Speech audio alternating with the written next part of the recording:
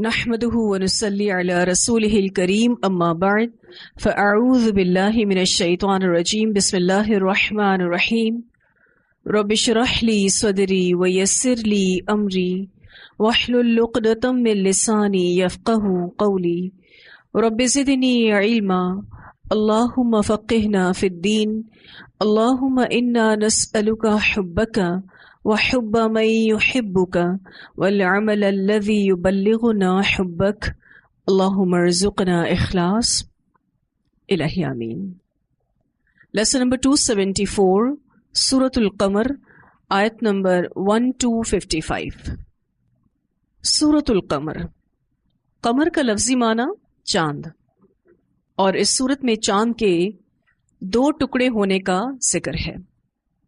اس سورت کا موضوع آخرت کے ساتھ سنجیدہ ہونا ہے۔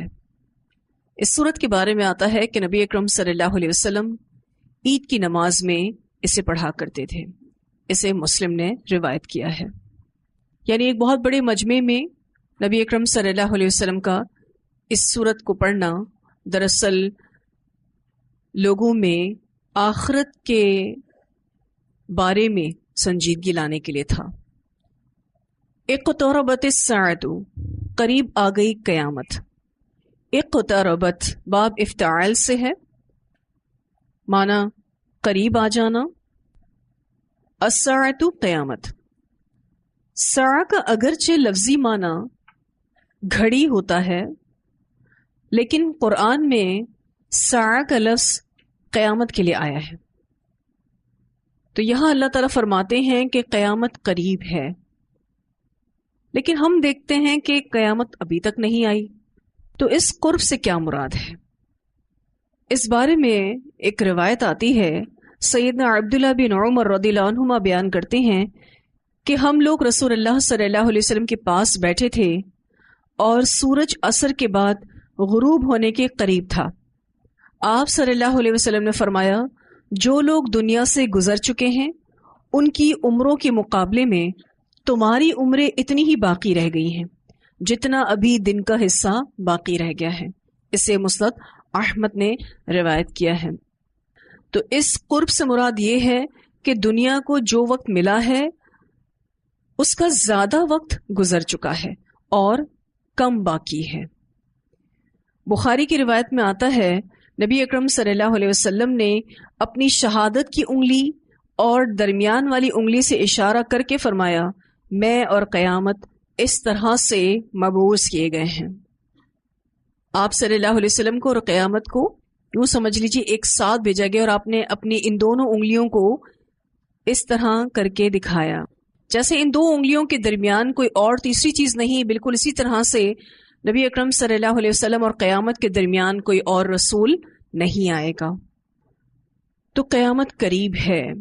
وانشق القمر، اور شق ہو گیا چاند۔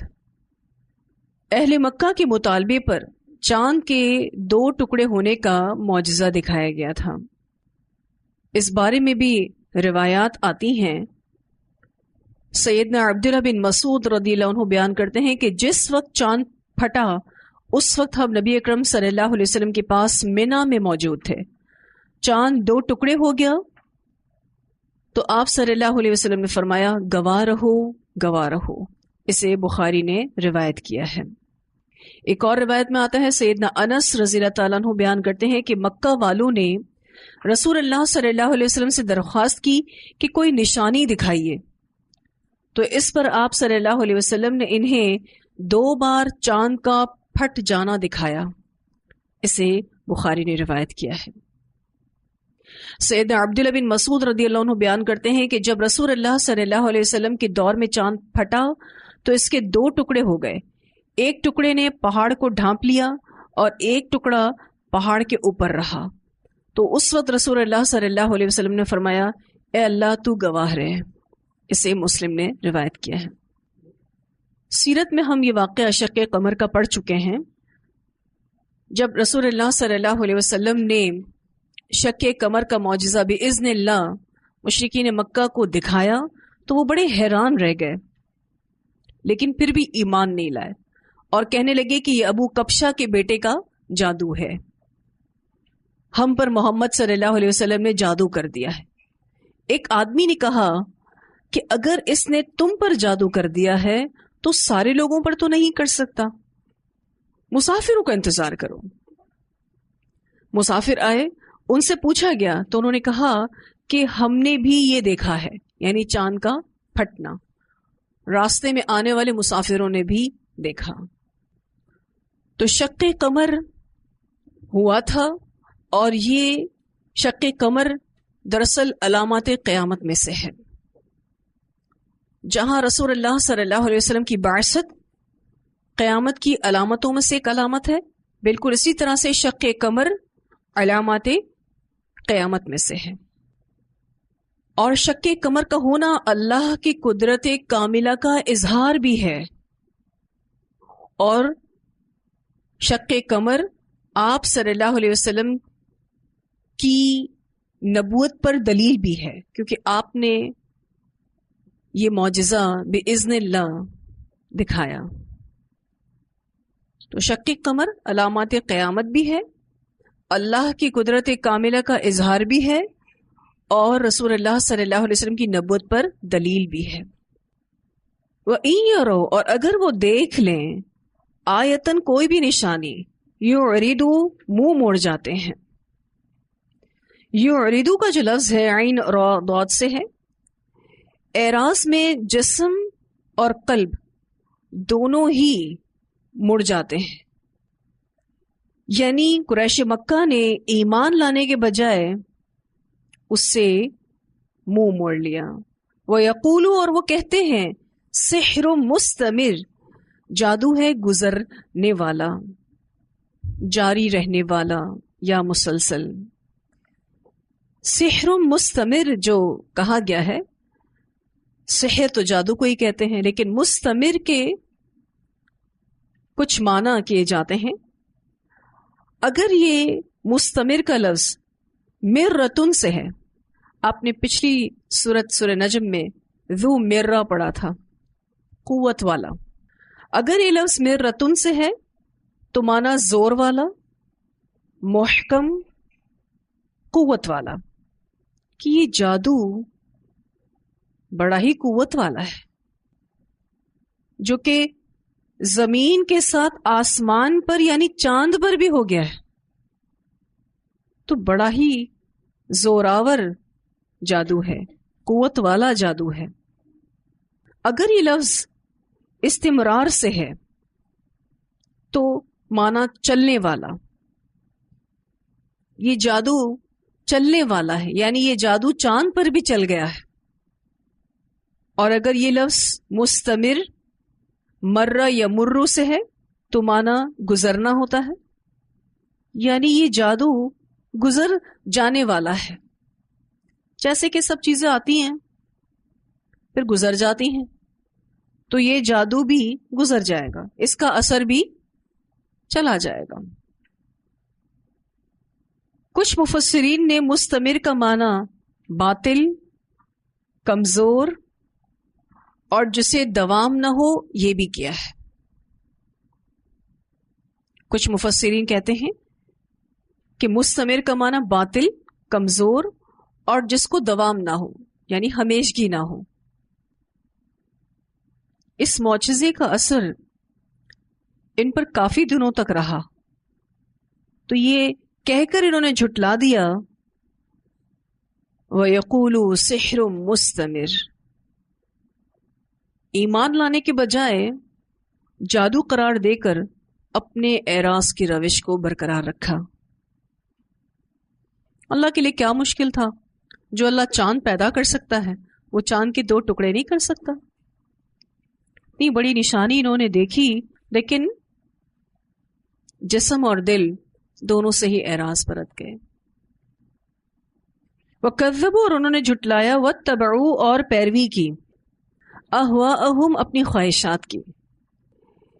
یہ جھٹلا گئے اور اپنی خواہشوں کی ہی یہ پیروی کرتے ہیں. وَكُلُّ، اور ہر امر مستقر، کام کا وقت مقرر ہے. انہوں نے جھٹلایا قیامت کو، موت کے بعد جی اٹھنے کو، آخرت کو وجہ تاکہ یہ اپنی خواہشات پر چل سکیں. حالانکہ ان چیزوں کا عقیدہ انسان کو سنجیدہ کرتا ہے اور انسان اپنی لذتوں کو توڑ سکتا ہے. جیسے اگر انسان اپنی موت کو یاد کرے، موت کے بعد جی اٹھنے کو یاد کرے، تو اس کی لذتوں کا علاج ہو جاتا ہے. پھر اللہ تعالیٰ کہتے ہیں کہ ہر کام کا وقت مقرر ہے، وَكُلُّ أَمْرٍ مُسْتَقِرٍ، ہر کام کا وقت مقرر ہے، جگہ مقرر ہے. تو یہ دنیا بھی ہمیشہ کے لیے تو نہیں ہے، یہ دنیا اینڈ لیس نہیں، اس کا بھی اینڈ ہے، اختتام ہے، یعنی آخرت یقینی ہے. جس نے اچھا کیا اس کو اچھا بدلہ ملے گا، اور جو برا کرے گا اس کو برا نتیجہ دے گی. تو ہر چیز کا خاتمہ ہے، اسی طرح دنیا کا بھی خاتمہ ہو جائے گا. وَلَقَدْ، اور البتہ تحقیق، جاءہم، آئی ان کے پاس، یعنی کفار قریش کے پاس، من الانباء، خبروں میں سے، ما فیہ، جو اس میں، مزدجر، ڈانٹنا ہے، تنبیہ ہے. مزدجر کا روٹ وٹ زا جیم رو ہے، لیکن اس کی سپیلنگ میں اسپیشل دال آ رہا ہے. یہ باب افتعال سے آیا ہے. یہ ایکچولی یہ از تجارہ تھا، از تجارہ تھا، اس کو از دجرہ کر دیا گیا، باب کی تا کو دال میں بدل دیا گیا. باب افتعال میں اہتمام کا اور مبالغے کا معنی پایا جاتا ہے، اسی لیے اس دروازے سے اس لفظ کو لایا گیا ہے. اس کا معنی ہوتا ہے کسی کو اونچی آواز سے ڈانٹنا، جھڑکنا. وَلَقَدْ جَاءَهُمْ مِنَ الْأَنْبَاءِ مَا فِيهِ مُزْدَجَرٌ، اور البتہ تحقیق آئی ان کے پاس خبروں میں سے، خبروں میں سے یعنی پچھلی قوموں کی ہلاکت کی خبریں، جس میں بڑی ہی ڈانٹ تھی، یعنی عبرت اور نصیحت کے بڑے ہی پہلو تھے. یہ ان سے سبق حاصل کر کے اپنے آپ کو شرک سے، نافرمانی سے بچا سکتے تھے. کیونکہ جتنے بھی واقعات پچھلی اقوام کے قرآن پاک میں موجود ہیں، ان میں عبرت اور نصیحت کے بڑے ہی پہلو ہیں. اگر کوئی شرک اور معصیت سے بچنا چاہتا ہے تو بچ سکتا ہے. ما فیہ مزدجر، جو اس میں ہے ڈانٹنا، تنبیہ. حکمت بالغہ، حکمت پہنچنے والی. حکمت بالغتن کہتے ہیں ایسی بات جو دل میں جائے اور اس سے انسان تباہی سے رک جائے. یہ قرآن بھی حکمت بالغہ ہے، جس میں کوئی نقص یا خلل نہیں ہے. لیکن اتنی پر حکمت بات کو نہ ماننے کی وجہ ان کی ہٹ درمی ہے، بے حسی ہے، خواہش نفس کی پیروی ہے، کہ قرآن جیسی پر حکمت بات کو مانتے نہیں. کیونکہ یہ ہٹ درم قوم ہے، بے حس قوم ہے، اور خواہش نفس کے پیروکار ہیں. فما تغنی النذر، تو ناکام آئے ڈراوے. انہی وجوہات کی بنا پر جتنے بھی ڈراوے آئے، پھر یہ ڈراوے ان کو کچھ فائدہ نہ دیے. النذر کا جو لفظ یہاں آیا ہے، یہ اس صورت میں اور کئی جگہوں پر بھی آئے گا، اسی لیے ایک ہی جگہ پر اس کو تفصیل سے سمجھ لیں تو انشاءاللہ پھر پوری صورت میں آپ کو آسانی ہو جائے گی. النذر سے مراد ڈراوے ہیں، اور ڈراووں میں پچھلی اقوام کے انجام اور عذاب والے واقعات، جس کو شرعی اصطلاح میں تذکیر بایام اللہ کہا جاتا ہے، جس کے بارے میں ہم پیچھے پڑھ بھی چکے ہیں. تذکیر یعنی نصیحت کرنا بِأَيَّامِ اللہ، 7 اللہ کے دنوں کے. فَتَوَلَّ عَنْهُمْ، تو منہ پھیر لو ان سے. آپ صلی اللہ علیہ وسلم سے کہا جا رہا ہے کہ ان سے اعراض کیجیے. یوم، جس دن، یدعو پکارے گا، الداعی پکارنے والا، الی شیء طرف ایک چیز کے، نکر انجان. نکر کے 2 معنی کیے جاتے ہیں. ایک معنی انتہائی مکروہ چیز، مراد اس سے عذاب ہے. دوسرا معنی اجنبی چیز جو پہچانی نہ جائے،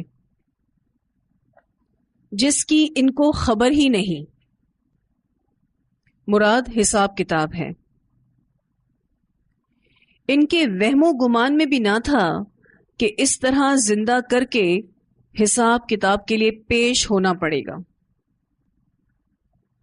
یہ سوچ بھی نہیں سکتے تھے کہ یوں زندہ کیے جائیں گے اور اس طرح سے اللہ تعالی حساب اور کتاب لیں گے. الی شیء نکر، طرف ایک چیز کے انجان.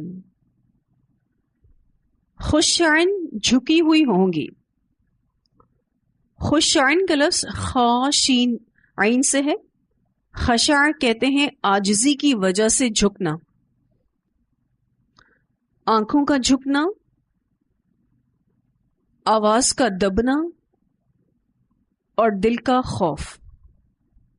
خشعن ابصارہم، جھکی ہوئی ہوں گی ان کی نگاہیں. تو ان کی آنکھیں سہمی ہوئی ہوں گی. اور اس کی 2 وجہ ہو سکتی ہیں. ایک، قیامت کا ہولناک منظر، اتنا ہولناک منظر ہوگا کہ آنکھیں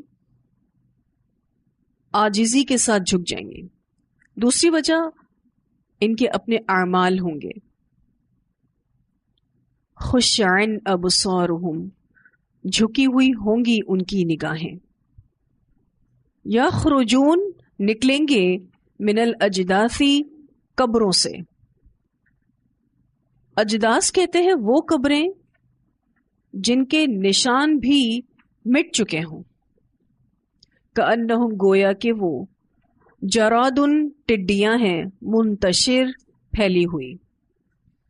جب وہ اپنی قبروں سے نکلیں گے تو ایسے نکلیں گے جیسے پھیلی ہوئی ٹڈیاں ہیں. کسی بڑی اینٹ یا پتھر کو کبھی اٹھائیں اور اس کے نیچے سے اگر چونٹیاں ایک ساتھ نکلنے لگیں اور اچھل اچھل کر نکل رہی ہوں، بالکل یہی منظر ہوگا قیامت کے دن کہ زمین شک ہوگی اور اس سے انسان اس طرح سے نکلیں گے. اور یہاں پر آپ دیکھیں جن قبروں کا ذکر کیا گیا نا، اجداث کہا گیا، وہ قبریں جن کے آثار بھی باقی نہیں ہیں. تو اللہ ان قبروں سے بھی لوگوں کو زندہ کر کے نکالے گا جن کے آثار باقی نہیں رہے. کأنہم جراد منتشر. مہطعین، دوڑنے والے ہوں گے. مہطعین کا ایک معنی ہوتا ہے عاجزی اور ذلت کی وجہ سے نظر نہ اٹھانا، اور دوسرا معنی بلانے والے کی طرف خاموشی سے چلتے جانا. ان کے چلنے کے انداز کو بھی بتایا جا رہا ہے